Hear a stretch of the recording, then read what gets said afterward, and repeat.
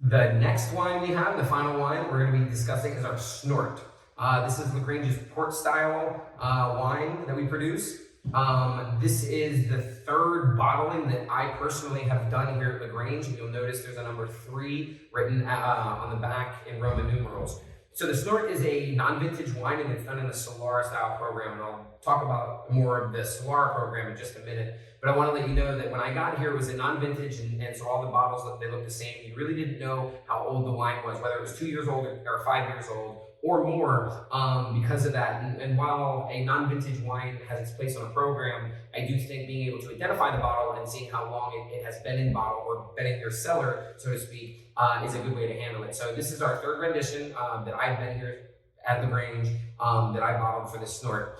And so it is a Solara style program. It is something that is not exactly as understood as far as a lot of our customers know ports. Port is normally classified as a ruby port or a tawny port. A ruby port is going to be usually aged under 5 years and without any oak. So it's going to be very fruit forward, a very youthful style of port, but high alcohol, high sugar. It can be very decadent. Ruby ports are going to be more vibrant and young. Tawny ports are going to be aged usually over 10 years, and you do have the oak influence in tawny ports. So this is actually neither. If it leaned towards either one, I'd say it's more of a tawny than a ruby port. But the whole point about a Solara program is it is a cascade of every year vintage that we've had, every vintage that we've had of wine here at LaGrange.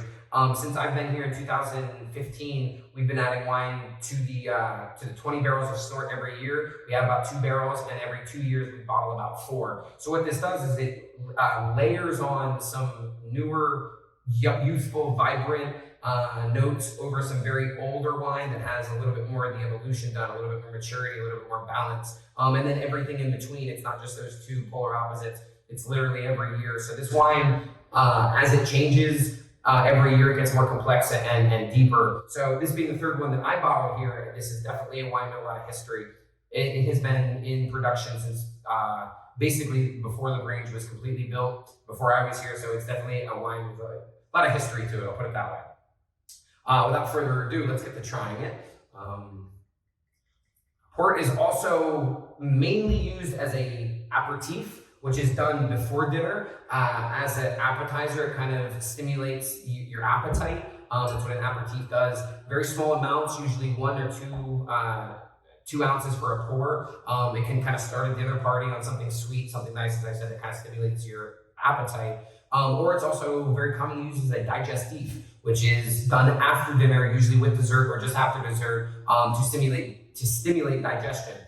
So if you use it for that kind of thing, this isn't necessarily a wine that you want to pour a full glass and go sit on the lawn and drink. Although if that's your thing, don't let me discourage you. But used correctly, a port should be in small amounts to really complement desserts, or as I said before, dinner, that kind of thing.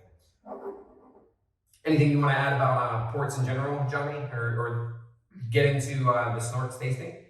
I think you nailed it on the head. On the nose, I get a good amount of coffee aromatic to it. Absolutely. It's really rich.